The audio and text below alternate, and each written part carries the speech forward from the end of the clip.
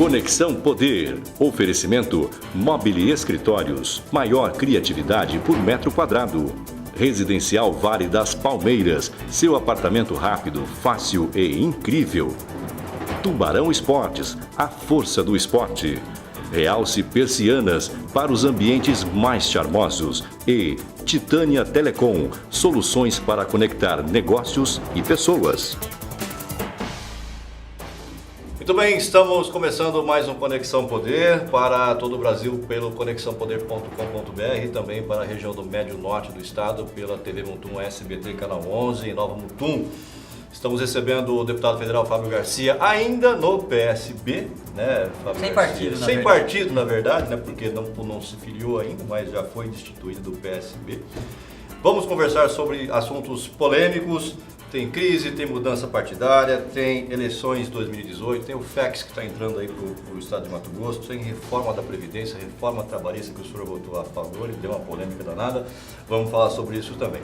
Participa comigo aqui o professor Haroldo Arruda Júnior, um dos grandes pensadores e comunicadores aqui da capital. Fábio Garcia, e aí? Vamos ter mais desdobramento da sua briga com o seu colega Valtenir Pereira, que o destituiu do PSB, ou acabou essa pendenga? E por que o senhor não se filiou no DEM ainda? DEM de Jaime Campos. Primeiro, obrigado pela oportunidade, é um prazer estar aqui com vocês, Haroldo, André, a todos Um que nos prazer, é mais assistem. caro, deputado, cuidado. E eu acho que o PSB parte na virada. Lutei um bom combate dentro do PSB. Eu, num determinado momento, entendi que eu deveria resistir a que o presidente do PSB levasse o partido para os braços do PT. Eu não entrei no PSB com o projeto de apoiar o PT. Eu entrei no PSB com o projeto de apoiar Eduardo Campos, a presidente da República, que era um projeto novo, inovador para o Brasil, para o partido.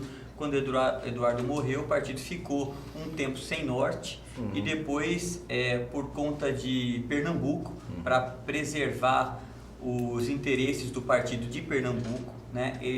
O presidente começou então a levar o PSB para os braços do PT, porque no Nordeste ainda, em especial em Pernambuco, Lula é muito forte, o PT é muito forte e o PSB tem o governo de Pernambuco, então interessa a coligação PT-PSB em Pernambuco para poder pegar essa força do PT em Pernambuco. E eu resisti à pernambucanização do PSB, vamos dizer assim. Pernambucanização é ótimo, né? É nova, né? Palavra nova. Então eu resisti a isso e isso trouxe consequências para mim. O presidente em determinado momento então achou que era melhor ele tirar essas pessoas que resistiam a isso, ficar com um partido menor, mas que ele dominasse completamente e pudesse levar para qualquer lado, inclusive para apoio ao PT. Então o que eu sofri dentro do PSB foi uma consequência do que eu entendo bom combate que eu lutei. Mas isso já é parte de virada para mim. Na verdade, eu já estou sem partido, o PSB me deu uma carta de O justa PSB causa. vai meio que acabar, na verdade, porque está tendo uma debandada com a tua saída. Nós estamos saindo... Outros deputados também estão indo embora. Aproximadamente 12 deputados federais, né, estão saindo do PSB até a janela partidária que acontece em março de 2018. Todos que lutaram um combate parecido com o meu. Para você ter uma ideia, 14 deputados foram colocados no Conselho de Ética do partido por ter votado contra uma orientação partidária que foi fechado num dia anterior da votação. Então, o partido vai dar assim, uma desidratada, pelo menos num primeiro momento, né? E o DEM enxergou nesses deputados que estão saindo do PSB uma oportunidade dele poder aumentar a sua bancada, ganhar mais força política, se transformar no quarto maior partido do Brasil sem precisar ir lá e assediar e incomodar partidos da base aliada do governo. Porque eram deputados que já tinham decidido sair do seu partido deputado. Não, estou falando de deputado federal. Aqui em Mato Grosso, o Mauro Sábio já... Aqui em Mato Grosso, eu acho que o partido perde todos os deputados. O Oscar Bezerra também indo para o PP, enfim. Aqui em Mato Grosso, eu acho que o partido perde todos os deputados. Sairão os 5 deputados estaduais.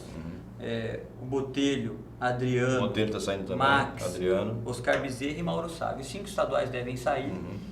2 federais, eu e Adilto Saquete já saímos do PSB. O PSB tem em Mato Grosso 15 prefeitos.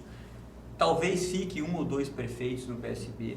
tem 9 vice-prefeitos, eu acho que a maioria deles saem também. Agora, os vereadores, são 142 vereadores, infelizmente eles terão mais dificuldade de migrar de sigla, porque não tem janela para vereador sair por enquanto até março de 2018. A janela você vai se filiar no DEM do Jaime Campos. para os vereadores é 2020. Você vai pro DEM do Jaime Campos. Eu vou filiar no DEM, aqui em Mato Grosso. Eu já fiz essas conversamos bastante a nível local com o Dilmar Dal Bosco, que hoje Ana Carla não gosta que eu falo DEM do Jaime Campos. Não sei por que você não gosta, Ana Carla Costa. Ana Carla Costa é assessora aqui do deputado Fábio Garcia. Todo partido tem um cacique, claro, e o DEM, o cacique é o Jaime Campos. Inclusive, houve um debate muito grande outro dia por conta exatamente disso, né? Que eu disse que a cara do PSDB é o Oeste, a cara do PT é o Lula, e isso foi uma bomba, né? Justamente por esse tipo de afirmação. Mas eu queria fazer uma indagação com relação a essa questão do Democratas, né? Essa migração sua para o Democratas, sem dúvida alguma, que vai dar musculatura para o partido, né? E vai ter uma demandada boa de um número interessante para o Democratas, sem dúvida alguma. Ventilou-se, alguns dias atrás, de que você já tinha realmente assinado essa ficha de filiação, inclusive saiu na imprensa e tal, e eu estou tomando, de certa forma, de surpreso com relação a essa posição agora, porque, pelo que eu estou entendendo, ainda não foi assinada essa ficha de filiação, né?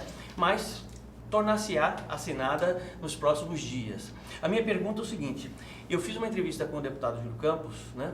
E com relação a esse compromisso que o Democratas tem por ser da base do governo até o ano que vem com o governo pelo táxi, né? Essa ida desse grupo do PSD para o PSB para o Democratas, sem dúvida alguma, o Democratas tornar-se-á um partido forte e certamente poderá ter alguém na majoritária. O senhor concorda com isso? Eu concordo. Eu acho que o Democrata passa a ser um dos partidos mais fortes do estado do Mato Grosso, né? Se pelo menos a maioria do nosso grupo migrar para o Democratas. Quem já está definido que irá para o Democratas? Está definido que vou eu e o Adilto Saquete, então o Democratas passa a ter 2 deputados federais nos seus quadros. O presidente da Assembleia, Eduardo Botelho, já está definido que também irá para o Democrata. Alguns dos nossos prefeitos irão para o Democratas. O ex-prefeito de Cuiabá, Mauro Mendes, deve vir ao Democratas também. Então, eu acredito que o deputado Adriano, da região oeste, deva vir. O Max, deputado Max, da Casa Civil, tem uma tendência muito grande a vir conosco para os Democratas. Então, a gente teria dificuldade, talvez, aí o deputado Oscar Bezerra, o deputado Mauro Sávio tem um pouco mais de dificuldade por questões regionais, bem locais. Não é nada contra a sigla Democrata, nem quem está dentro da sigla, mas que, historicamente, os seus grupos, às vezes, em uma cidade ou outra, disputaram a eleição e essa conjunção, às vezes, complica um pouco. Mas eu acho que o DEM fica um dos partidos mais fortes do estado e, obviamente, um partido forte desse pode alçar projetos majoritários na eleição de 2018. Né? Tem um entrave nessa história toda, porque aparentemente parece que está tudo muito confortável, muito tranquilo por parte de Fábio Garcia e o seu grupo, né? E o Democratas do outro lado, de um lado e do outro lado. Uma hora eles vão se convergir e vão para o partido. Mas existe uma coisa chamada presidência do partido, que até agora ficou de um lado assim: não, o Fábio está vindo para cá, querendo vir de cima para baixo, nós não vamos deixar, existem pessoas que não gostam de você no Democratas, isso é fato, né? Como é que Quem não fica gosta esse... dele no Democratas? Ventila-se que tem pessoas que não gostam, não tem uma empatia com o deputado federal Fábio Garcia. Isso é natural, em qualquer partido você tem essa certa resistência, né? Mas, inclusive, até ventilou-se a possibilidade de se ter aí o Botelho como presidente do partido, saindo com uma segunda opção, né? Como é que você enxerga isso? De que forma você dialoga com o partido essa questão da presidência do partido, que é importante nesse processo todo? Tá. Deixa eu só contar um pouco da história, como é que começou essa questão do Democratas a nível local e a nível nacional. Logo que começou aquela briga com o PSB e nós fomos destituídos, todos nós destituídos da direção do PSB aqui no estado do Mato Grosso. Quando eu falo todos nós, foi eu e todos que faziam os membros da direção, né? Então estavam aí todos os estaduais, eu e o Adilto Saquete e Mauro Mendes, todos destituídos. Eu recebi uma ligação do deputado Dilmar Dal Bosco, à época Você foi destituído muito mais porque você votou a favor da reforma da Previdência. Não, a desculpa foi essa, mas na verdade não foi. Porque, da reforma trabalhista, perdão. Mas a desculpa foi essa, mas na verdade não foi. Porque, veja bem, quem foi destituído? Eu, Adilto, Mauro, Oscar Bezerra, os deputados estaduais. O que o deputado estadual tem a ver com reforma trabalhista? Por que o Walter tem tanta força assim? Não que o Valtenir tem força. O Valtenir se prestou um papel de substituir aqueles que estavam. Ele foi convidado e se prestou esse papel de ir lá e substituir aqueles que estavam lá. Não é que ele tem a força, ninguém fez isso pelo Valtenir. Fez isso, como eu expliquei antes, para tirar um grupo que resistia a uma tentativa do PSB de se juntar com o PT para garantir a eleição em Pernambuco. Entendi. O jogo foi esse. Mas respondendo a indagação do professor... Mas, então o que acontece, na verdade? Eu, contando um pouco a história. Então, eu recebi uma ligação do deputado Gilmar Dal Bosco, e nessa ligação ele disse, olha, vem para o DEM, porque você não traz todos o grupo de vocês, o DEM está à disposição, a presidência do DEM está à disposição. Essa mesma diálogo que ele teve comigo, a direção do DEM local teve com a direção do DEM nacional. Quando eu fui a primeira vez convidado para conversar sobre o DEM com o presidente da Câmara, Rodrigo Maia, o presidente da Câmara me disse, Fábio, você, o grupo, pode ir para o DEM, o pessoal já me ligou, está à disposição o partido no estado, inclusive a presidência à disposição do grupo de vocês. Essa foi a primeira conversa que eu tive com o presidente Rodrigo Maia com relação aos democratas. Mas a nossa decisão de migrar de um partido ou outro, ela dependia de outras coisas e não da presidência. Essa não era o ponto principal das nossas conversas. Do que dependia? Na verdade, dependia de ter espaço para que o nosso grupo pudesse vir. Porque eu não iria fazer nenhum movimento partidário sozinho. Eu fiz o compromisso com o grupo de a gente poder tentar arrumar uma solução política e partidária para todo o grupo. Sim, né? Ficasse bom para todo mundo, né? Então, não dependia de ter ou não ter a presidência, dependia, na verdade, de ter o espaço para o nosso grupo ficar confortável. Então, nós continuamos com o diálogo com o DEM, porque a gente precisava construir essas condições para que o nosso grupo pudesse vir, e eu não tive nenhuma resistência, nem do DEM local, nem do DEM nacional. Mas também conversei com vários outros partidos. Quase todos os partidos médios e grandes nós conversamos em Mato Grosso e a nível nacional. No final das contas, o partido que mais deu condição para a gente ir e que mais podia abrigar o nosso grupo político foi o DEM. Né? E a decisão então foi tomada para ir para o DEM, porque o DEM foi um partido que mais deu condição para o nosso grupo. Que condições foram essas? Foi de abrir espaço. O Gilmar não deu nenhuma resistência, por exemplo, olha, o Botelho vem. O Botelho tem o grupo dele, precisa trazer nos municípios da Baixada Cuiabana, do Médio Norte, onde ele atua. O Adriano pode vir, lá na região oeste está aberto o partido para ele vir. Né? O Gilmar colocou o partido à disposição do Oscar, do Mauro Sabe, do Max, para poder abrir para que os nossos deputados estaduais pudessem vir com os seus grupos. Então não teve resistência nenhuma, e a nível nacional nós temos um grande alinhamento efetivamente com o presidente da Câmara, Rodrigo Maia, e com esse movimento que o DEM está fazendo, que eu acho que hoje é o movimento mais interessante da política partidária nacional, o movimento que o DEM está fazendo, porque o DEM sai do, sei lá, o 8º maior partido do Brasil para ser o 4º maior partido do Brasil, sai para construir uma alternativa à presidência da República, tem novas lideranças em seus quadros, então tem um movimento de renovação importante acontecendo dentro do DEM, liderado pelo presidente da Câmara, Rodrigo Maia, mas alicerçado pelo trabalho do ministro da Educação, Mendonça Filho, pela popularidade que tem o prefeito de Salvador, ACM Neto. Então, um partido que está fazendo um movimento interessante político no nosso país. Então, esses diálogos, essas possibilidades que nos levaram ao DEM. A questão da presidência, eu não posso ser presidente do partido sem antes filiar e sem antes estar lá dentro. Sim. Então, primeiro, eu vou me filiar ao DEM, junto com o nosso grupo político. Existe um prazo para ter essa filiação, né? O que acontece? Não, eu posso me filiar até 5 de abril. Até 5 de abril de 2018. Eu preciso estar filiado num partido político 6 meses antes da data da eleição. Essa é a legislação eleitoral de agora. A candidatura à reeleição. Isso. Né? A desfiliação do PSB já está concretizada. Eu tenho liberdade para mudar do partido a hora que eu quiser. Entendi. Porque eu não preciso de janela, porque o partido me liberou. Ele reconheceu que eu tinha uma justa causa. Não corre risco algum de perder o mandato por conta disso. Né? Mas eu posso me filiar até a data limite, que seria 6 meses antes da eleição, que ficaria 5 de abril de 2018. Então, mas eu vou fazer isso antes. Eu vou fazer isso provavelmente entre janeiro e fevereiro. Né? E depois que eu estiver no partido, nós vamos sentar para conversar como é que vai ser a condução do partido. Qual que é a tua pretensão? para o ano que vem? Veja, eu vou fazer o melhor trabalho possível agora, André, no meu mandato. Eu quero ver se eu consigo responder à oportunidade que eu tive, a responsabilidade que me deram de ser deputado federal. O que é que eu vou fazer na eleição de 2018? Eu efetivamente não posso garantir para ninguém que serei ou não candidato, né?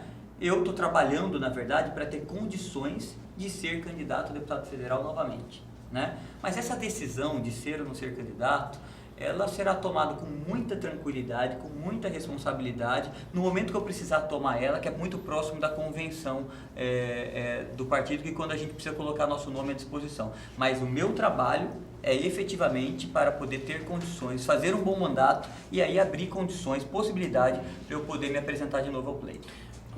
Se você tocou num ponto que eu acho importantíssimo, até porque existe sim a possibilidade de você ser candidato ano que vem à reeleição como deputado federal. Isso é fato, né? E até natural por parte, né? Considerando que você é atualmente deputado federal, né?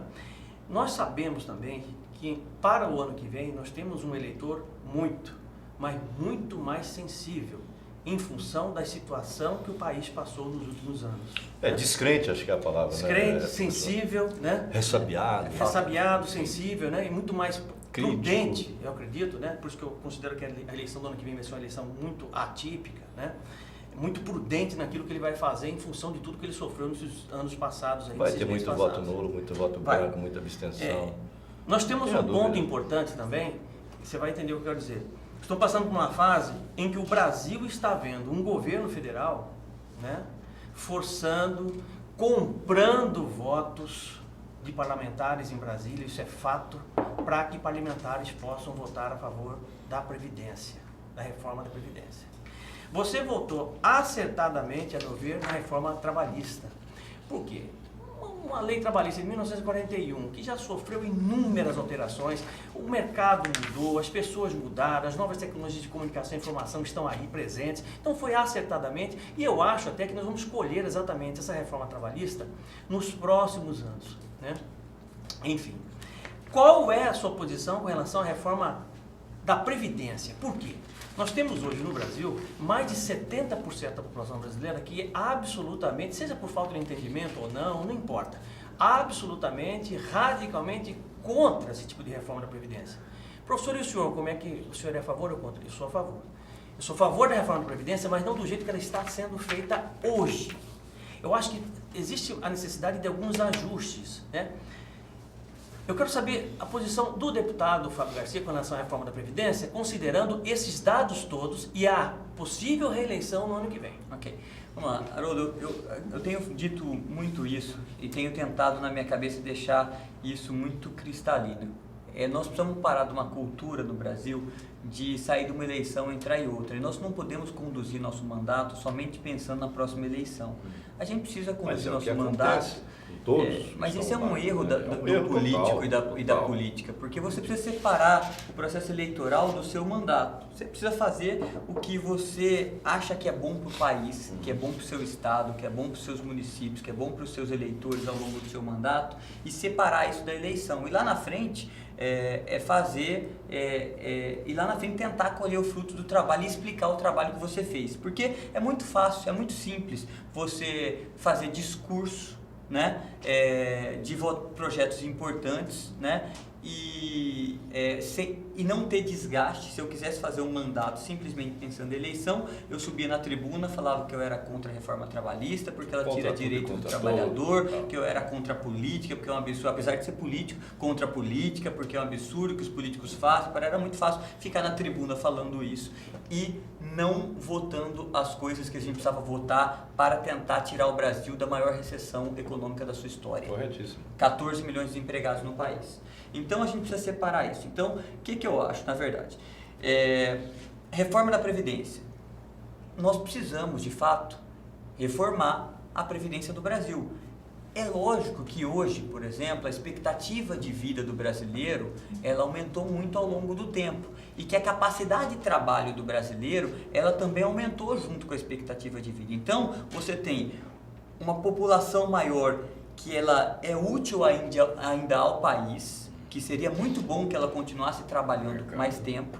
E quando você tem essa pessoa sem você dar, se aposentando mais cedo e usufruindo da previdência por mais tempo, porque ela vive mais, ela tem maior expectativa de vida, você obviamente causa um desequilíbrio à previdência. E essas coisas ao longo do tempo precisam ser ajustadas, né? Mas não é esse tipo de trabalhador comum que quebra a Previdência. A gente sabe disso, né, professor? O que eu acho? Exatamente. Esse O que ponto quebra a aí que- Previdência são as aposentadorias Isso. mirabolantes, Não, a grande questão Nós é o vamos seguinte, falar por que não se faz milionárias primeiro? que tem, o desembargador recebendo 300 mil reais para Por que que não se faz uma reforma de Tem lógica. privilégios Isso. primeiro, para depois você fazer Reformar os privilégios, reforma de perfeito. privilégios. E o né? cara que ganha o salário mínimo, nós Por que vamos que chegar o lá, governo federal, muda por nada. exemplo, né? Olha só, o governo federal quer fazer uma reforma da Previdência de um lado, beleza, ok. o Por que maior que- gasto da Previdência hoje é com um pagamento de servidor público federal aposentado. Por que que o governo, Não é? espera só um pouquinho, por que que o governo, hoje ele tem para receber 460 bilhões de reais de empresas, como Caixa Econômica Federal, Clubes de futebol. Banco do Brasil, JBS, 3 bilhões de reais, tudo ligado à Previdência. Previdência. Por que que de um lado ele não cobra essa turma toda primeiro, entendeu? E depois ele pensa numa reforma de privilégios, e a partir da reforma de privilégios, ele entra com uma reforma de Previdência. Não seria mais coerente e mais justo para a população brasileira? Eu acho que a gente pode, vamos lá, vou terminar meu pensamento com relação à reforma da Previdência, que ela é parecido com o de vocês dois. O que está acontecendo com a reforma da Previdência? O governo até o momento não conseguiu fechar um texto. E nós não sabemos o que chegará para a gente votar. Porque a cada momento que o governo sente que não tem voto para a reforma da Previdência, Trava o negócio. ele mexe no texto. Empurrou para fevereiro agora. Né? E mexe no texto. Mexe no texto. Hoje mesmo eu estava lendo que agora o governo quer, no texto da Previdência, preservar o direito adquirido daqueles que entraram no serviço 2003? público 2003 para trás. Para trás. Né? Eu li isso hoje. 54% daquela lista. 52%, 52%. dos servidores públicos a nível federal. Isso, né? exatamente.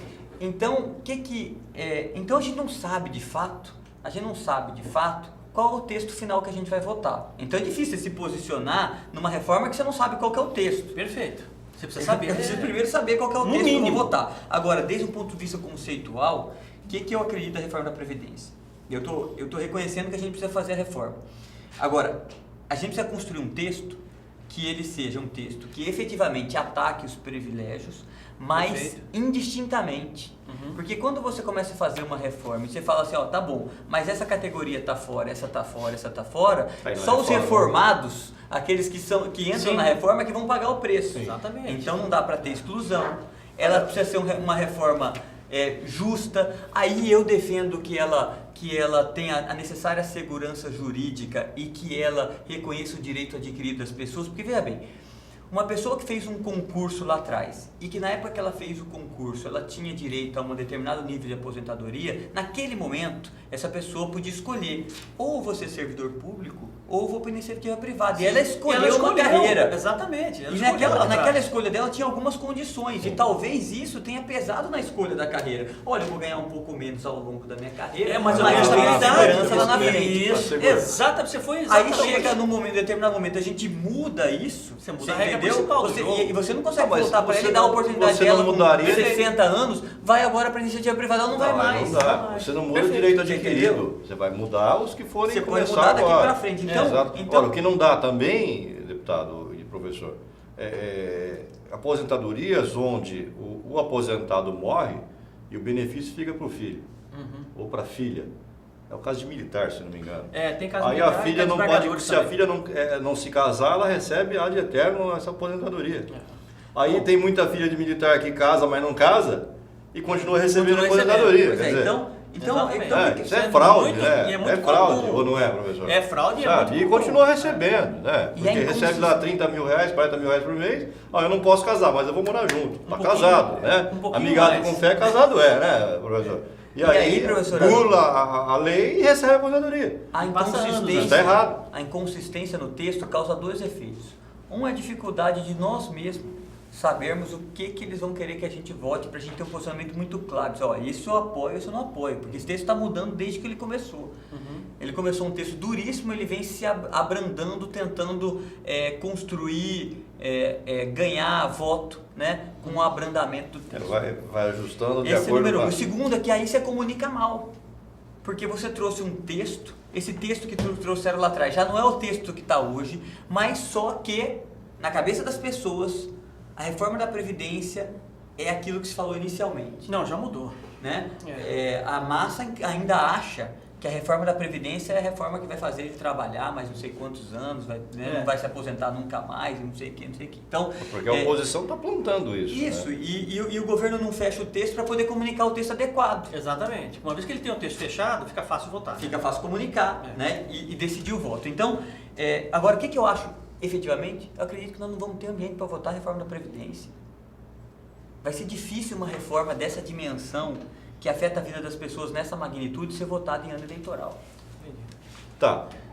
Falando nisso, vamos ao intervalo então, professor? Vamos. Tempo da televisão. Alô, Nova Mutum, um grande abraço. Tempo.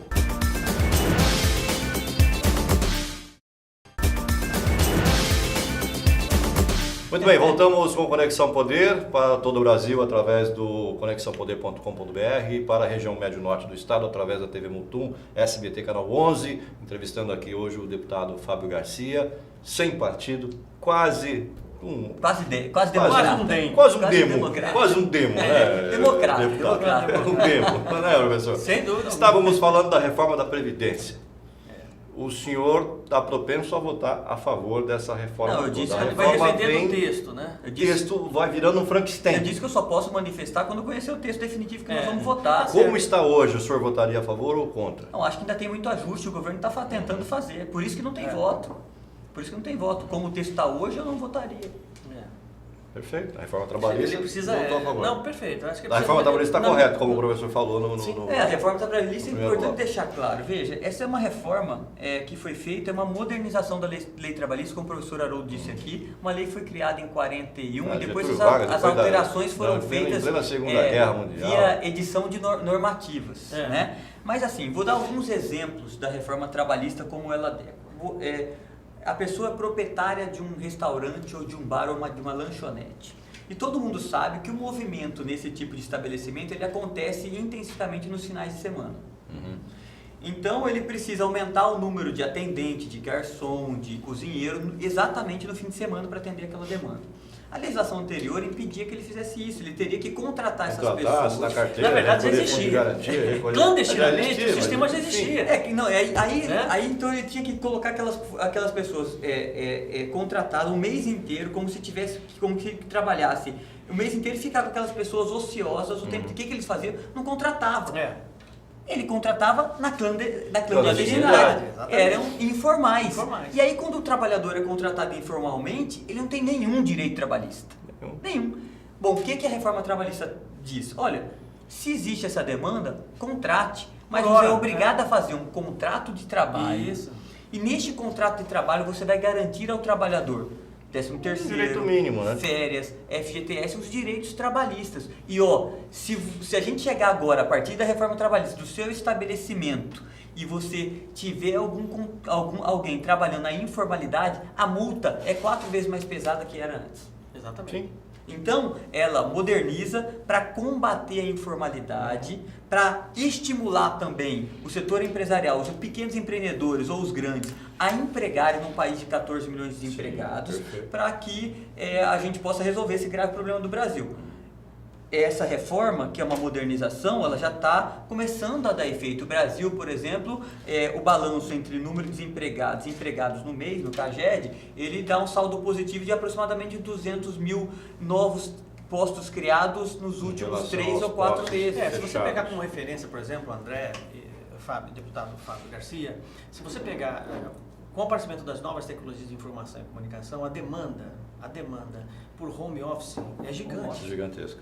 É gigantesco, não podemos negar isso, gente. Isso tende a crescer no mundo todo, as pessoas estão tentando cada vez mais, né? Imagine você um deslocamento de casa a trabalho em São Paulo, professor. Não tem condição. Hoje você pega uma emissora como a Record, por exemplo, os âncoras, né, as pessoas de jornal, os âncoras, eles estão morando em apartamentos cedidos pela emissora próximo, justamente para não ter essa questão de chegar em horário errado, em programas ao vivo. Então, a modalidade de contrato home office é uma modalidade nova, foi contemplado justamente na reforma trabalhista, justamente para entender e para atender esse tipo de Até pessoa. então era informalidade. Era, Completamente. Você não podia estar podia, fora é um da dama de Absurdo. trabalho. Não, tem muita coisa trabalhista E nesse aí, país André? que só existe aqui nesse país, inclusive justiça trabalhista, né? É. Não tem lugar nenhum do Então, mundo. Não, tem um detalhe importante. A gente Aí tem fingiu lá um país da uma maravilha que não estrutura, existia, uma né? estrutura É. absurda aqui em Cuiabá, lá no Porto, Você do sabe Ministério do quanto- Trabalho. e alguma coisa estava uma estrutura errada. arcaica, um monte de funcionário. E alguma coisa estava atender, errada. que custa caríssimo para o país, para Sim. levantar o que de benefício para o trabalhador? Quase Então, um nada. detalhe importante que eu acho que é um sinal, é um índice de alguma coisa que estava definitivamente errada. Se você pegar, por Total. exemplo, em 2016, você sabe quantas ações trabalhistas foram movidas no Brasil em 2016? 3 milhões de ações trabalhistas. 2017 já caiu. Você tem uma ideia? Alguma coisa está errada, André. Não é possível um negócio Vou dar outro desse. exemplo. Mas virou reforma meio de trabalhista. vida, André, virou meio de vida, eu vou dar deputado, outro porque o funcionário saía da tua empresa, professor, você pagava todos os direitos dele e ele ainda te processava. O empresário pagava 2 vezes, né? Chegava lá no Ministério do Trabalho, Não, o aí ele funcionário sempre tem razão e ele tinha que pagar de novo. Eu vou dar outros Agora, dois, para ele entrar na justiça, ele vai ter que dois pagar. casos da reforma trabalhista. Não é mais de graça, ele vai ter que pagar para ele poder tem entrar. 2, 3 mil para receber, ele pedia 200 mil, 50, 300 mil, 400, um cálculo em É cima de... advogado oportunista também. exatamente, né, que cara? fazia a Vou coisa, falar a põe tudo na verdade. cabeça, depois Eu vou a te gente dar resolve. 2 outros casos da reforma trabalhista. Por exemplo, a jornada, o término da jornada um pouco mais cedo, porque antes a lei obrigava você a ter pelo menos 1 hora de almoço. Né? Então, você tem uma mãe de família que trabalha na sua empresa, ela tem que entrar 8 horas, trabalha até meio-dia. Não, pela lei hoje são 2 horas de almoço. Obrigatoriamente ela vai de meio-dia a 1 e pouco almoçando, e depois ela continua a jornada e sai do trabalho às 5h30 da Sim. tarde. Se ela quiser né? almoçar meia hora e sair meia hora mais cedo, qual é o problema? E a lei impedia que Nenhum. você pudesse acordar com ela, e mesmo se ela quisesse almoçar em meia hora, para ela sair meia hora antes, para dar tempo de ela pegar o filho no creche. Sim. A Porque lei as impedia. creches fecham 6 horas Não, da tudo tarde. bem, só que 18 aí horas. tinha muito funcionário que fazia esse acordo com o patrão e quando ele saía do estabelecimento, ele processava o patrão dizendo que ele só tinha meia hora Então, de almoço. Qual é o Né, mal? professor? Qual é o Exatamente. mal do Vai acabar, né? Qual o mal do patrão poder fazer esse acordo legítimo, legalmente respeitado pela legislação? Nenhum. Outro exemplo, horas itinere, que é a hora que o trabalhar sai de casa até ele casa chegar ao no serviço. trabalho. É. Olha só as duas Não é unidades. contado mais como hora trabalhada. Se você oferece o transporte para o trabalhador, começava a contar como hora trabalhada. Mas se você não oferecesse e deixasse o trabalhador pegar ônibus, pegar chuva, Problema dele. tratar problema dele, ele que tem que Absurdo. ele que tem que chegar no trabalho 8 horas. Então você pega um empreendimento aqui no Distrito Industrial. É. O cara no Distrito Industrial, se você for uma empresa que queira dar uma qualidade melhor para o seu O trabalhador, cara dá o transporte você coloca e é um ônibus penalizado. aqui da Praça da Vai República daqui lá, até o Distrito Industrial, coloca um ônibus Ele à é disposição penalizado. para ele ir lá com ar-condicionado. Aquilo é considerado hora de trabalho. Agora, se você deixar ele pegar ônibus, pegar Se 1, vira. 2, 3 ônibus na chuva, chegar até o ponto de ônibus do distrito e andar 2, 3 quilômetros até a empresa, não tem é hora. problema. Não é hora, não é hora de trabalho, você não tem nenhum passivo com relação a esse trabalhor. Tem lógica um negócio Não desse? tem, não tem lógica. Zero de lógica. Nenhuma. Então ela o é empregador uma, que dá o benefício é penalizado. ela é uma modernização da Não, legislação sem dúvida. trabalhista. Aí foi, Perfeito. foi muito bom. Perfeito. Aprovado. Encerrado esse assunto de reforma trabalhista? Eu acho que ele morreu. O senhor está contente com a Muito com a explicação? reforma trabalhista, vou aguardar que o novo texto por parte do governo federal seja apresentado, para que o deputado possa votar. Da Previdência. Última Previdência. pergunta sobre a questão da Previdência. O senhor acha que nesse ano eleitoral ela passa Eu acho ou muito morreu? difícil. Eu acho muito difícil. Pode Eu esquecer. acho muito difícil. Eu também acho difícil. Acho muito difícil. Tá certo. Mudando de assunto, Vamos mudar de assunto. falamos de política local. Vamos falar de FEX. Vamos FEX. falar de FEX. Primeiro, parabenizar o deputado Fábio Garcia pelo esforço. Se não tem o trabalho da bancada lá... Se não tem o trabalho da bancada, apesar da... Eu acredito que houve uma falha por parte do governo com relação... Do governo que eu digo assim, quando eu falo governo, é de autoridades que poderiam acompanhar esse processo todo, né? E, por conta de não depender do FEX em final de ano para pagar servidor e uma série de coisas. Enfim, né? Acho que se nós desenvolvêssemos um trabalho de planejamento mais afinado e mais bem elaborado, isso não ocorreria. Mas, diga-se de passagem, parabéns ao seu trabalho como deputado federal, foi muito importante, inclusive entrei ao vivo com você no programa, foi muito bom, uma expectativa gigante por parte de boa parte da população mato-grossense, né? O seu trabalho, do próprio Wellington Fagundes, né? Da bancada federal em si, né? Mas agora nós temos então um governador que recebeu um FEX, nós temos um governador que tem sorte, isso faz parte do jogo, porque ele não esperava receber dinheiro da Energisa, da Semate lá, aquela... Né? Quase um bilhão.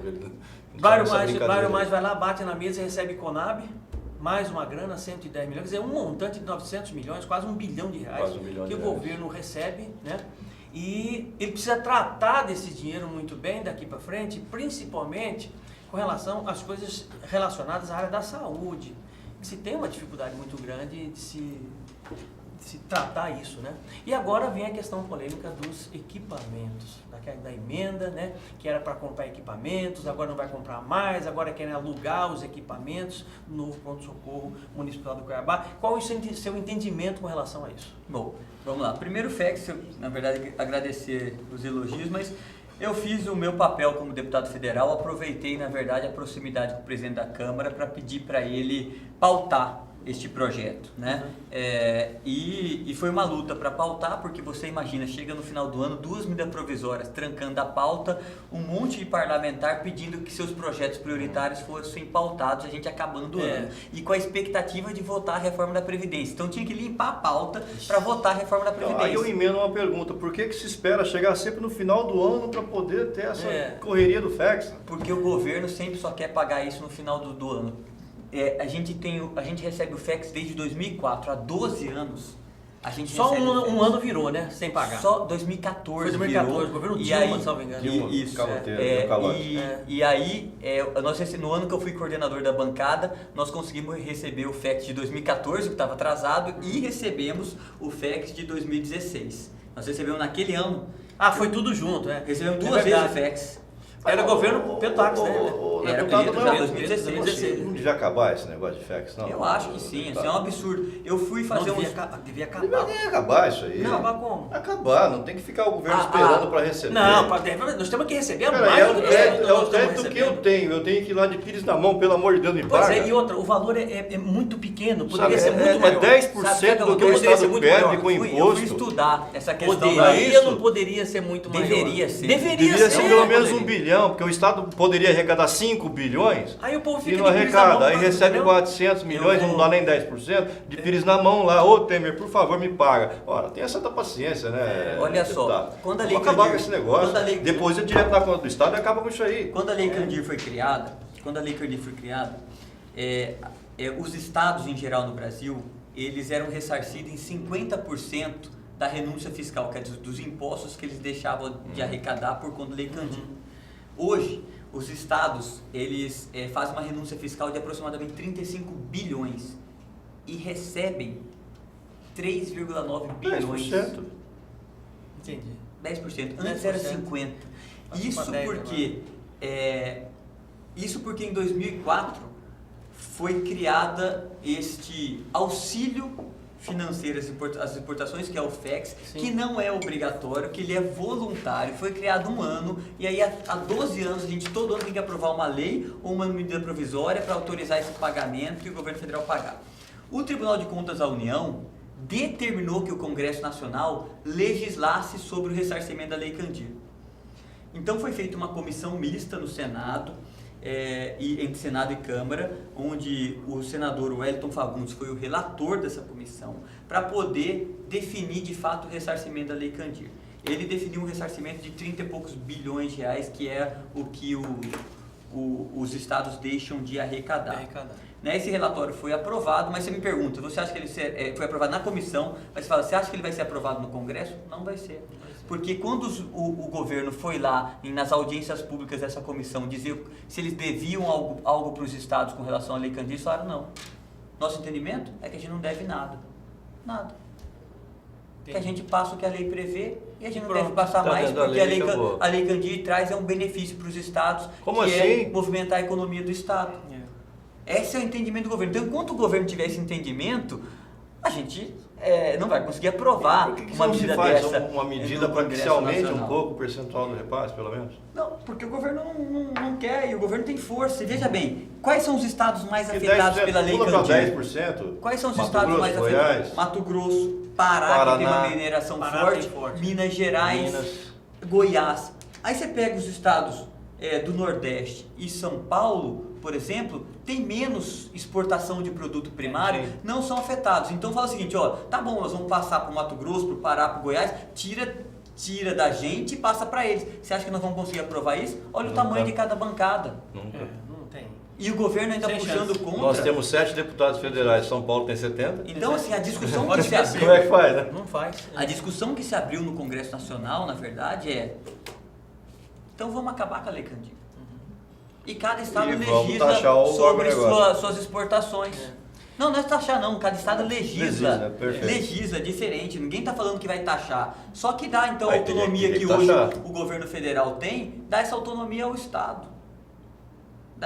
Porque veja bem, a contribuição de fato que a gente dá é um pouco ao estado por movimentar a economia, mas é significativa ao Brasil por equilibrar a balança comercial Exatamente. brasileira. O estado que sem garante o equilíbrio da balança é Mato Grosso, não tem Né? dúvida. E você não tem a compensação Não necessária, tem, não porque você aumenta sua produção, aumenta a economia, mas traz gente para o estado, que é bom, mas só que traz demanda junto. Traz demanda de estrada, traz demanda de serviço público, e você não tem, na contrapartida, arrecadação para poder fazer Qual frente que a é essas o, demandas. eu Deixa não eu- sei se deixa eu você só tem esse matar número. uma- Qual que é o número de exportação de produtos primários de Mato Grosso, em reais? Eu não tenho esse número na cabeça. Eu posso... É eu superior a acho esses que- 5 bilhões? É claro que é superior. Eu acho que o 5 Mato bilhões, Grosso você deixa de arrecadar, 5 deixa de bilhões? arrecadar, não, Então deixa são de acabar 50 9 bilhões, pelo O menos. número que eu me Bilhões, lembro, né? se não me falha a Por memória, ano. é 9 bi por ano. Por ano. Então Mato quer dizer Grosso que se deixa de exporta arrecadar. 100 bilhões, mais ou menos. Se você taxar o É muita agronegócio em coisa. 1%, É um dinheiro você já tem gigante, 1 bilhão né? por ano, que é o dobro do Mas FEX. deixa eu puxar Ou eu estou enganado para você? Não, é verdade. Deixa eu puxar uma O que impede de taxar em 1%, Fábio? Não, então, eu acho que se o Estado pegar para Não vai quebrar o produtor. Joga isso dos hospitais regionais. Exato, é 1 Se o bilhão, Estado pelo pegar Você vai menos. ver como melhora. Então, se o Estado É pegar uma isso para beleza. legislar, ele vai fazer a conta Mas do não faz. tamanho E de não tem que ficar de pires na mão, cai É, direto na conta e pronto. Exatamente. Mas não O faz. problema é se o governo federal não quer sentar para negociar com os estados, não vai restar aos estados outra alternativa a não ser tentar acabar com a Lei Candir e passar esse Exatamente. poder de negociação para os estados. É. Para que os governadores então sentem na mesa. Deixa eu te fazer Já uma é uma pergunta, corrente aí, já, tá? puxando uma informação direto de Brasília, porque isso chegou a mim sem saber, né? E eu falei, será que é isso mesmo? Eu vou perguntar para você que está em Brasília. Pode ser que você seja parte do assunto ou não, né? Vamos ver, né? É o seguinte, você falou em isenção fiscal, né? E o governo federal disse sempre que está sempre sem dinheiro para fazer as coisas, para mandar para um, para mandar para outro, por aí vai, né? É verdade que na semana passada o governo federal deu uma isenção fiscal para as petrolíferas na ordem de R$1 trilhão. Isso se chama repetro. Como que funciona isso? Por Projeto que ele repetro. faz isso? Eu vou explicar. Eu subi na tribuna várias vezes para defender o repetro. Defender o repetro. O que acontece? Desde o governo Fernando Henrique, existe um incentivo para que a gente possa explorar as nossas reservas de petróleo no Brasil. O que aconteceu na última votação foi estender este benefício até 2040. Por quê? Porque obviamente é um mercado, é um setor capital intensivo, quer dizer, a exploração de petróleo, você faz um investimento muito grande antes de começar a arrecadar alguma coisa, então o investimento é muito grande e você precisa fazer isso com segurança jurídica. Hoje, a lei leva esse incentivo até 2022. Então, os leilões que acontecem no Brasil neste momento, as empresas não terão a segurança que depois de 2022 esse mesmo incentivo fiscal vai continuar acontecendo. Então, você não consegue trair esses investidores para o Brasil. Mas é importante entender o sistema. Não tem nada de R$1 trilhão. Isso foi uma mentira que mandaram produzir um estudo que dizia que a renúncia fiscal era de R$1 trilhão, mas o estudo depois foi desmentido pela própria Receita Federal e tudo mais. Por quê? Como é que funciona os leilões para exploração de petróleo e gás no Brasil? Como é que funciona? Funciona da seguinte forma. A Agência Nacional do Petróleo diz lá, olha, eu vou licitar este campo de petróleo. Todas as empresas do mundo que quiserem tem interesse em explorar esse campo, venham para participar dessa concorrência pública internacional. E o que a concorrência pública faz para escolher o ganhador? Ela diz, o ganhador será aquele proponente que destinar um maior percentual da produção de óleo de volta para a União. Então, por exemplo, no último leilão, teve teve campo de petróleo que o proponente devolveu 80% da produção. Ficou com 20. Para a União, ficou com 20%. Por quê? Porque aí ele faz a conta do investimento que ele tem que fazer e da expectativa de produção. Se é um campo muito competitivo, muito bom, ele devolve mais, porque ele quer ganhar aquele campo, é uma competição. E a Petrobras tem o direito de preferência em qualquer campo. Se ela fala assim, eu tenho interesse nesse campo, tem um leilão, vai lá, qualquer empresa, BG ou qualquer empresa mundial fala, eu devolvo 80%. A Petrobras tem o direito de preferência, fala assim, pelos 80% eu faço, e ela fica com o campo. Então, o que quer dizer? Você tira renúncia fiscal de um lado, mas você devolve para a União em óleo do outro lado. A competitividade que você ganha, você devolve para a União. Aonde que tem de fato o efeito a renúncia fiscal? Tem campo que as empresas ganharam devolvendo somente 20% para a União. Esses campos, se não houvesse um incentivo fiscal, eles jamais seriam viáveis. Entendi. Então você não perde, você deixa de ganhar aqui para ganhar aqui. Aí você tem um campo que jamais seria viável, jamais seria explorado.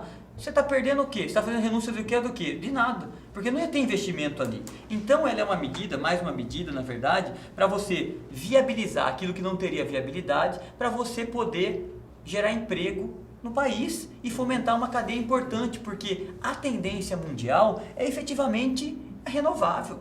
Sem dúvida. Então, daqui a pouco a gente vai ficar com essas reservas aqui, e elas vão perdendo valor, e a gente não conseguiu extrair elas, e a gente não está gerando emprego no país.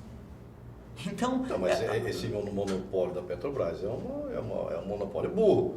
Mas nós acabamos com o monopólio. Tem que acabar isso aí. Nós acabamos. Antes era pior. Antes era pior. Antes era o seguinte, antes a Petrobras era obrigada a participar, querendo ou não, e o investidor de fora é obrigado a carregar a Petrobras. Se você está dizendo que a Petrobras tem sempre a preferência, então ela tem o direito de preferência e mesmo assim ela não executa. Mas tem o direito de preferência porque foi um debate muito grande. Abre esse negócio para a Shell, para ela, não, mas está aberto. Para todo mundo. Mas está aberto.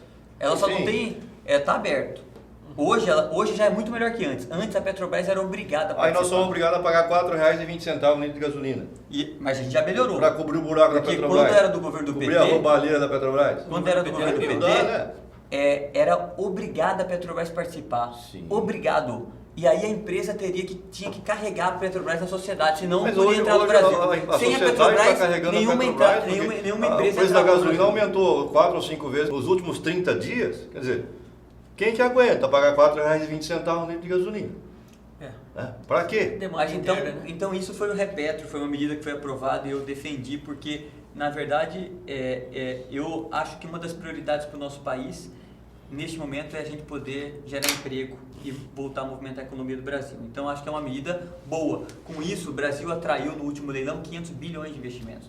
São quase 500 mil novos empregos gerados na cadeia de petróleo e gás nos próximos 30 anos. Óbvio, são investimentos de longo prazo, mas é importante para o país. Tomara. Tempo da TV? Tempo da TV.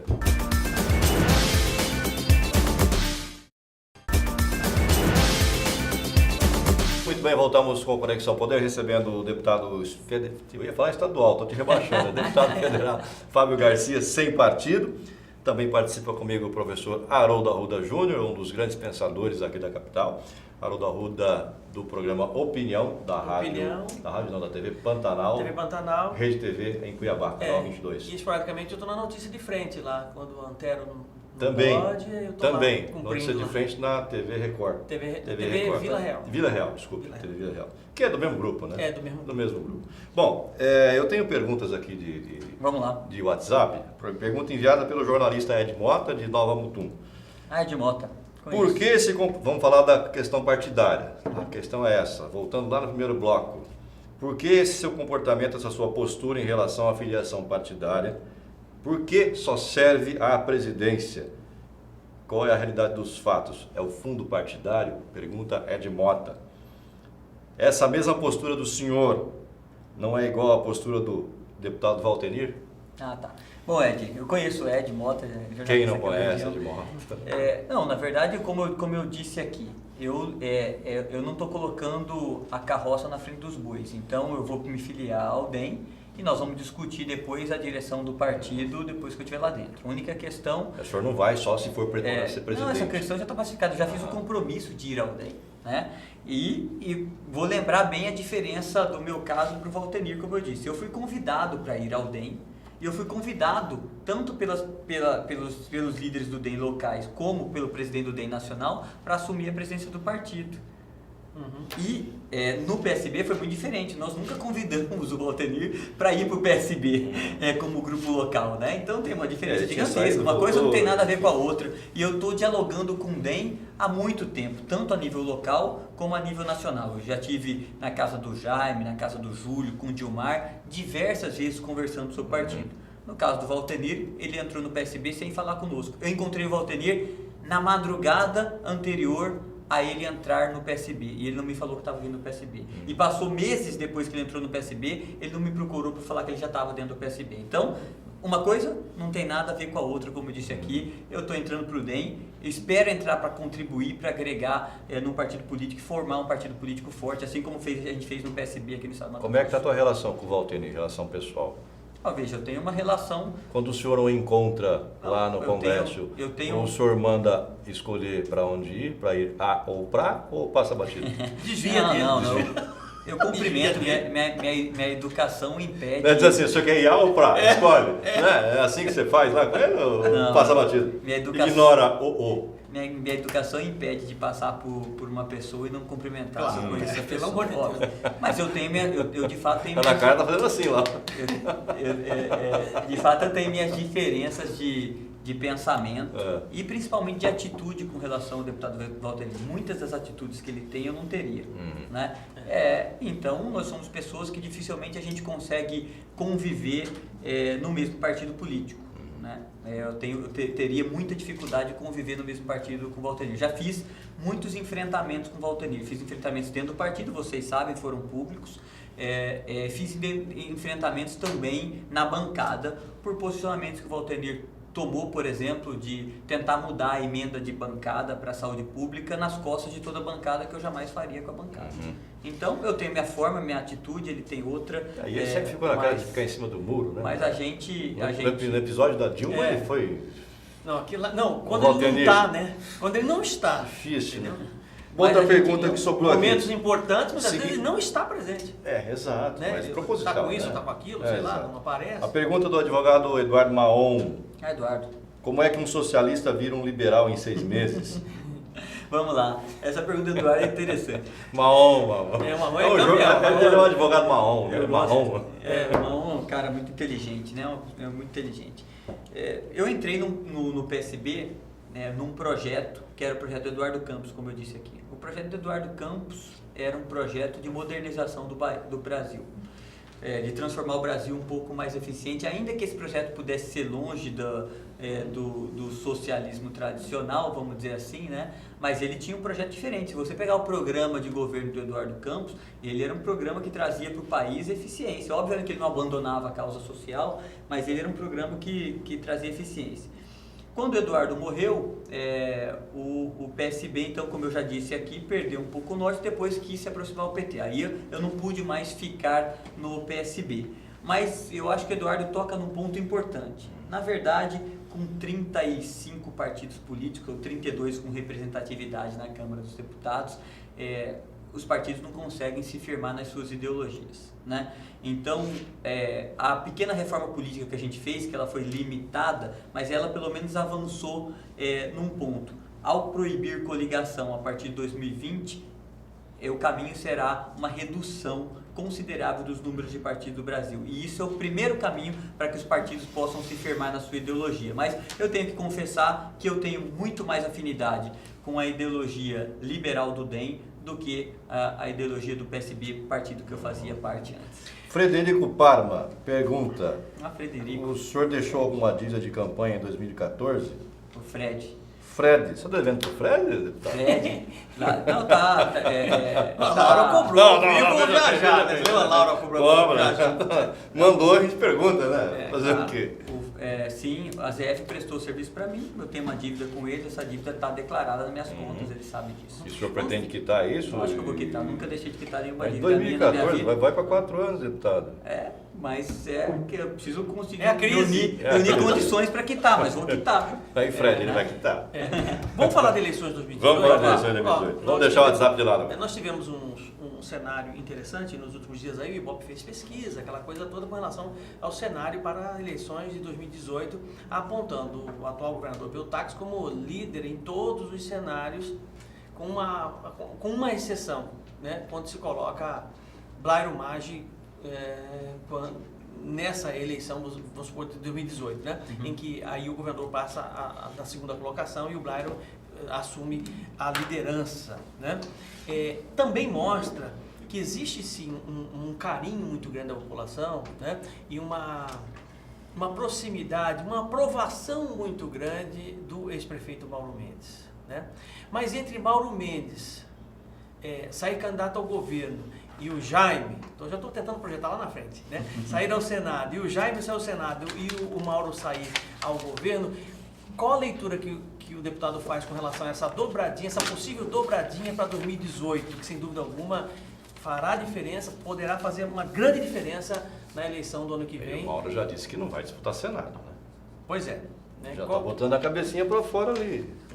Veja, eu acho que ainda tem muita água para passar debaixo da ponte, né? E assim, eu não quero nem sofrer por antecipação, vamos dizer assim, né? Nem imaginar cenário que às vezes eles não podem consolidar e a gente só gera especulação e desgaste. Então, eu tenho dito há muito tempo, dentro do nosso grupo político, e estou estendendo isso a diversas reuniões que a gente teve, inclusive reuniões com todos os partidos que apoiam o governador Pedro Táxi, que a gente deveria pensar muito mais na gestão, em ajudar o Estado, do que pensar na eleição e tentar montar essa composição eleitoral, porque nós não vamos conseguir fazer ela a não ser nos últimos minutos. Como sempre Haroldo, quando se define as chapas majoritárias, aí quando senta para definir, um abre mão de uma condição, o outro doce, e aquilo se encaixa e a gente vai para a eleição. Tentar definir isso antes é apenas gerar especulação e desgaste dentro do grupo. Então eu acho que nós, que estamos com mandato, nós temos a responsabilidade nesse momento de trabalhar mais e falar um pouco menos de eleição. E preparar, na verdade, os partidos e cada um no seu grupo político para estar bem posicionado para sentar na mesa quando a gente tiver que sentar. Esse é um trabalho que a gente vai fazer. Então, eu, por exemplo, se firmando, indo para o DEM, vou trabalhar para fortalecer muito o DEM, para que o DEM esteja forte e bem posicionado para sentar na mesa e colocar seu projeto à disposição do grupo para a gente discutir.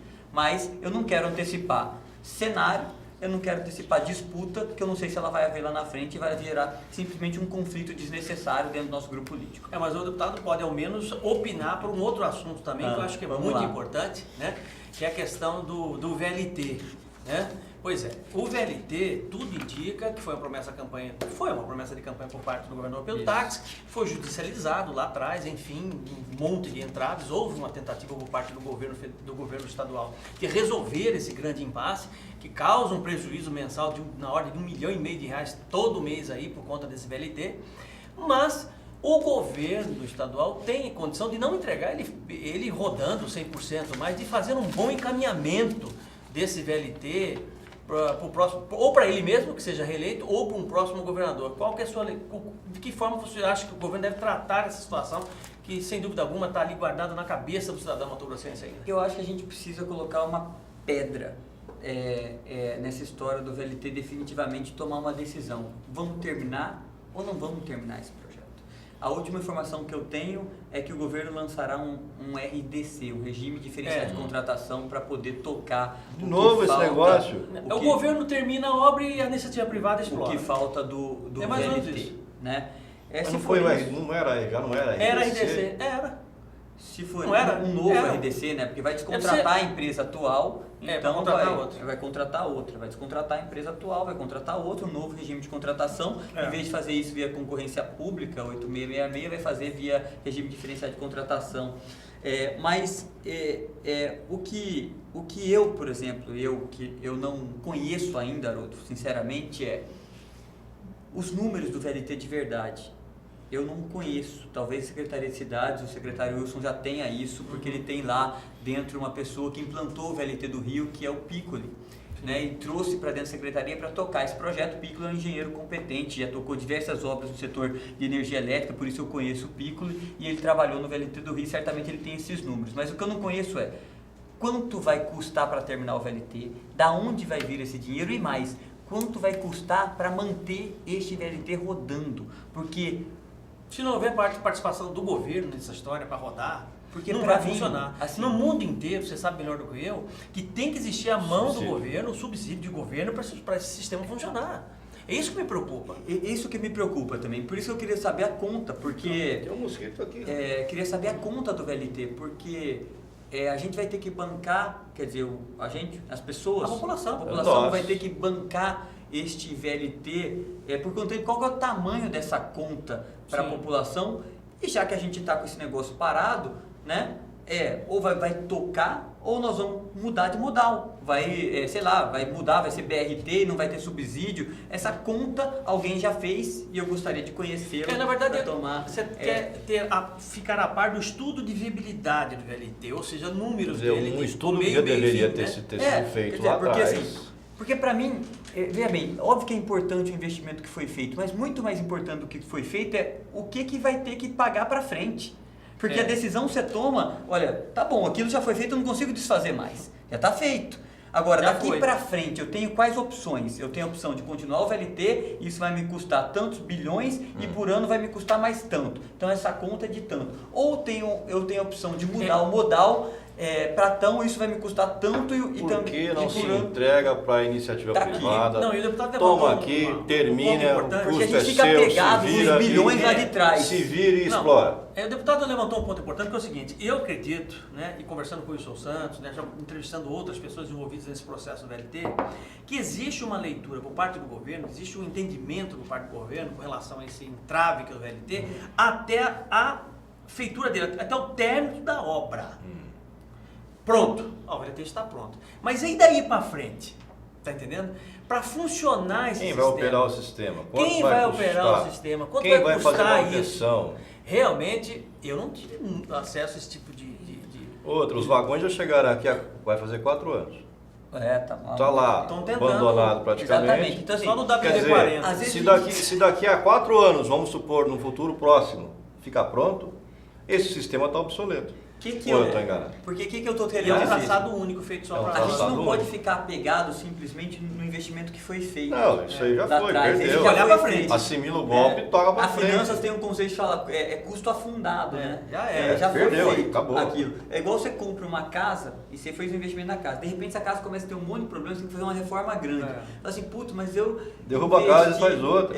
eu investi tanto nessa casa aqui, comprei tal, agora tem uma reforma grande, só que fazer essa reforma vai custar Outra 2 casa. vezes mais que outra casa. Aí você fala, não, mas vou fazer a reforma porque eu paguei tanto nessa casa. Não tem lógica, eu vou comprar, eu vou fazer Derruba e outra faz casa, porque É. sai mais barato pra mim. Então Sim. é esse pensamento simples que eu tô querendo levar pro VLT. Olha, então quanto vai custar daqui pra frente pra construir e pra operar? Cara, quer e saber, manter eu esse passaria o sistema? trator nesse tudo Pra aí, operar. abriria essas avenidas todas de novo, aí fazia pista de rolamento, botava uns ônibus para rodar e pronto. Não, Manda esses mas vagões assim, lá pro Rio de Janeiro, pode- para onde tem veja VLT bem, rodando e pronto. Mas a gente precisa, na verdade, Não precisamos de VLT aqui. ter os números pra tá? gente tomar essa decisão, você A gente entendeu? precisa Eu não de tive VLT acesso, aqui. mas talvez a secretaria tenha. Eu não tô nem dizendo A Ana que Cara não tá dizendo que tenha. precisa de VLT. Você acha que precisa de VLT aqui em Cuiabá? Vai virar voz de samambaia, rapaz, não vai servir para nada. Tem que ver... Não vai rodar, não vai andar 1 metro. Ver se Eu é falo viável. que não vai andar 1 metro desde 2013 e não andou até hoje. Não andou, só aquele pedacinho lá do Ah, aeroporto. pro Silval aparecer na foto, né? Foi. Meteram a mão em tudo, né? VLT, vamos levar tudo, né? É o que eles entenderam Foi na projetado época. pra E levaram roubar. tudo. Foi projetado para roubar, É. mais nada. Passa o trator e tudo isso aí. Você tem empreiteira, não tem? Seu pai tem o Belinho Garcia, É, empreiteira. meu pai tem. Passa o trator naquilo lá e faz a Espero que avenida ele e pronto. não rapaz. pegue uma obra Vai desse. ficar Não bonito. pega uma bucha dessa. Tá vendo? Não é Viu fácil, como é não. bucha? Espero que ele não pegue essa. Acabou o tempo, gordo? Deu quanto tempo aí? Nós temos 1 hora já? Já deu 1 hora. Você está satisfeito, professor Mas Haroldo comigo é sempre Arruda? Quem conhece não muda, né? Foi bom, né? Foi bom para você? Foi bom. Eu Quer um conheci cigarro? Um ponto importante. Um ponto importante com o deputado Fábio Garcia, que com relação àquele... A Repetro, a projeto Repetro, né? Que eu não tinha conhecimento, eu tinha exatamente só a leitura Do 1 trilhão. de 1 foi um trilhão debate que foi programado. anunciado. E eu precisava exatamente desse retorno. Como desse diz o contraponto. professor João Edson, o senhor fez uma conta de padeiro. É, a conta de padeiro, né? E quando você não tem argumentos suficientes, né, informação suficiente para você argumentar, opinar sobre algo, essa opinião realmente não tem um peso, né? Então era importante que eu observasse primeiro esse contraponto para que eu pudesse divulgar isso. Né? Você vê, o Repetro começou, na verdade, como eu disse, o Fernando Henrique foi a primeira vez que fez Repetro. Aí o Lula, no governo do PT, o Lula e a Dilma, eles prorrogaram o Repetro. E agora, no governo Michel, ele prorrogou o Repetro. Mas ele ainda fez uma coisa adicional no Repetro dessa vez. Dessa vez, ele aumentou o alcance do incentivo e ele deu esse alcance do incentivo fiscal para as empresas brasileiras desde o produtor da matéria-prima. Quer dizer, Sim. desde o produtor do aço até Lá. o parafuso produzido no Brasil é isento de PIS, COFINS e IPI. Por quê?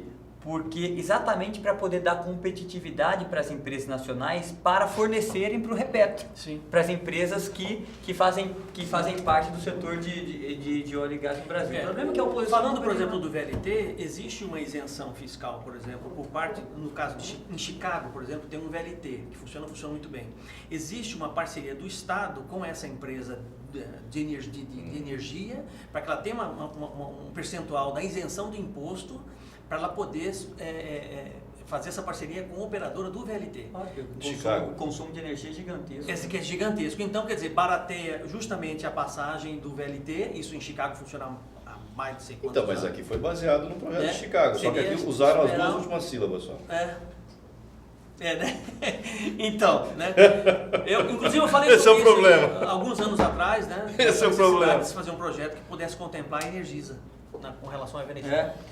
Deputado, avaliação rapidinha do governo Pedro Tax. O senhor acha que o governo Pedro Tax, da forma como ele está, o governador tem chance de se reeleger? Você faz parte do grupo. Como é que você está vendo esse cenário todo aí em relação ao governador? Bom, administrar é uma corrida de 4 anos, ela não é uma corrida de 1 ano, 2 anos, 3 anos. Infelizmente a cultura do Brasil, a gente entra sai de uma eleição e entra noutra. Então a gente está sempre pensando Na próxima na próxima eleição, sempre pensando em eleição. A gente fala assim, não, esse governador não vai, esse governador não sei o que, esse prefeito também não. Você não se reelege mais. É sempre assim, né? Essa análise ela tem que ser feita lá na frente, bem lá na frente, mais próximo da eleição.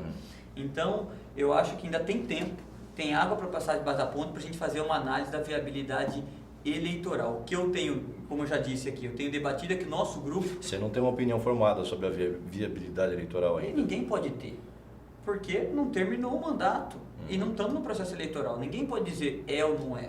Quem está dizendo que e na verdade a gente vai ter uma sensibilidade maior mais próximo do pleito e mesmo assim a gente não sabe o resultado do pleito, né? É sempre uma incerteza. Mas eu digo, ainda tem ações para serem feitas e tem então um cenário para ficar mais claro com relação à eleição. O que eu tenho dito não dá para a gente ficar perdendo tempo com o processo eleitoral. Não. Quem está governando, Tem que governar. governa. Uma cabeça tem que estar ocupada com uma Esquece coisa a só. eleição, Só né? ficar E aí, dividindo. Esquece a se eleição e fizer um bom administra. governo, terá êxito lá na frente. Claro. Se fizer um governo ruim, terá dificuldade. Então, o foco é no trabalho e na gestão. E assim, da minha parte, compromisso de ajudar ao máximo que ele faça o melhor mandato possível. Deputado Fábio Garcia, algo que nós não tenhamos aí tocado no assunto que o senhor queira... Não, a gente não teve explanar? tempo de entrar, porque a gente começou a falar sobre pronto-socorro, sobre emenda, Foi, a gente emendou no FEX, Foi no e FEX, não já voltamos foi, na emenda do pronto-socorro Mas de foi Cuiabá. bom, acho Mas que- tem emenda para o socorro de Cuiabá? Não, então veja, tem a emenda, tem. Emenda Vem. foi colocada, é a emenda impositiva de obrigatório tem que vir, pagamento. chega 80 quando? milhões, né? 80 milhões. Só ideia. Não, emendas são 100 milhões. São 100 milhões. 80 80 é para são equipamento. pro Dá pronto-socorro. 107 107 milhões. milhões, né? 107 milhões. Desses 107 milhões, qual foi o último acordo que houve? Porque essa emenda surgiu, eu era coordenador de bancada ainda, né? Eu era. E o maior era prefeito de Cuiabá. Foi em 2016, Lá, tá. antes da eleição, né? Então, eu sabia que a prefeitura não tinha dinheiro para equipar o pronto-socorro e talvez o Estado tinha muita dificuldade para equipar o pronto-socorro. Então, eu propus para a bancada, falei, vamos priorizar saúde e vamos pegar uma parte dessa emenda, que ela originalmente era de 156 milhões de reais, vamos pegar uma parte e garantir para o equipamento do novo hospital pronto-socorro. Tá bom, vamos. Aí foi aquela confusão na bancada, eu falei, vamos destinar isso para a Prefeitura de Cuiabá, que é o prefeito que está tocando a obra e tal. Aí foi aquela confusão lá, não, você está querendo proteger o Mauro, vamos mandar para o Estado. Tá bom, vamos mandar para o Estado, é importante ter o dinheiro. Mandamos para o Estado os 80 milhões de reais. A emenda toda, 156 milhões de reais para equipamento da saúde especializada para o Estado de Mato Grosso. Era para equipar o novo Hospital Pronto-Socorro e para equipar outras unidades de atenção especializada no Estado, os hospitais regionais, bom. Aí essa emenda sofreu cortes, ela chegou hoje a 107 milhões. E ao longo do tempo, algumas tentativas de mudar essa emenda, o que atrasou muito a liberação dessa emenda, né? A primeira tentativa foi mudar essa emenda do governo para a prefeitura, depois que Emanuel elegeu. Emanuel fez esse pedido à bancada e aí acabou que não mudou. Depois mudar essa emenda para custeio. Emanuel queria tirar essa emenda de equipamento e jogar para custeio para a prefeitura, e eu fui contra, porque eu acho que essa emenda ia entrar no custeio da prefeitura, ia pagar um monte de conta, e depois na hora de ter o dinheiro para equipar o pronto-socorro não ia ter, e aí a gente ia equipar esse pronto-socorro mal. Eu acho que esse pronto-socorro precisa ser equipado bem, já que tem esse recurso disponível. Claro, era para isso. E no final, então, houve uma polêmica muito grande, houve um acordo entre Emanuel e o governador que esta emenda iria para custeio para o Estado, porque não foi apresentado ao Ministério da Saúde nem o plano de trabalho para poder liberar essa emenda, e o Ministério tinha que aprovar o plano de trabalho inteiro para poder empenhar a emenda ainda até o final desse ano, não tinha mais tempo. Então foi convertido para custeio para o Estado, e o governador garantiu que assinará um convênio com a prefeitura no valor de 80 milhões de reais para equipar o pronto-socorro. Bom, então nós estamos até aí, as negociações foram até aí. O que eu não vi até agora? Eu não vi a licitação dos equipamentos colocada na rua, e a obra, a previsão é terminar em abril de 2018. Então, se for equipar nesse pronto-socorro através da compra dos equipamentos, nós não vamos chegar em abril. Até licitar, tem equipamento que é licitação internacional, você tem que trazer um aparelho da Alemanha, sei lá de onde. Nós não vamos chegar. Então talvez a gente tenha um prédio aqui pronto e os equipamentos vão chegar. Ou se o prefeito arrumar outra forma, que eu tô escutando aí que pode haver uma outra forma de equipar esse pronto-socorro, eu preciso conhecer ela melhor antes de emitir uma opinião. Botar a máquina terceirizada lá e... eu não sei o tamanho dessa conta, né? Porque se você tem um dinheiro a fundo perdido para equipar, aí você vai terceirizar, você vai ter que pagar por essa máquina. Exatamente. Né? Você vai ter que pagar e alguém vai lucrar com isso também, né? Vai lucrar com isso. Então você tem o dinheiro, eu não sei por que não comprar se você tem o dinheiro. Exatamente. Mas vamos com calma, primeiro ver a solução, vamos ver, antes de falar. Deputado, brigadíssimo pela sua presença aqui. Obrigado. Quero entregar para o senhor a nossa caneca tradicional obrigado. do Conexão Poder. Leve lá para o seu gabinete. Você deve ter umas 3 dessas aí, não tem? Já tenho lá. Já tenho algumas. Aí obrigado. quando eu for lá em Brasília, eu vou tomar um café nessa caneca. Isso. Professor. Obrigado, Vamos muito ver. obrigado. Vamos ver. Obrigado, deputado. Obrigado. Tudo de bom, boa sorte, Você sucesso também. lá em Obrigado. Brasília. Professor, Um abraço. obrigado. Obrigado. Prazer. Obrigadíssimo. Você em casa, obrigado pela sua audiência. Até o próximo programa. Tchau. Conexão Poder. Oferecimento Mobile Escritórios. Maior criatividade por metro quadrado. Residencial Vale das Palmeiras. Seu apartamento rápido, fácil e incrível. Tubarão Esportes. A força do esporte. Realce Persianas para os ambientes mais charmosos. E Titânia Telecom. Soluções para conectar negócios e pessoas.